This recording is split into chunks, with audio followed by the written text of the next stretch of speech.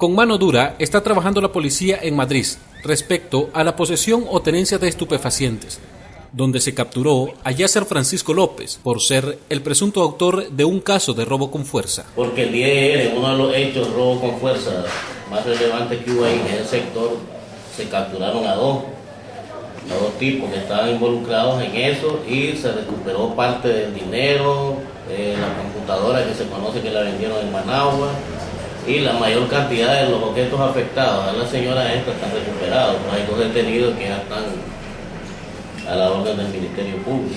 Uno de ellos es Yasser Francisco López, de 21 años, y otro sujeto ahí que es adolescente. En la casa de este sujeto también encontraron una osamenta de cabezas de perros marcadas con leyendas. Al parecer es el identificativo de los perros 13.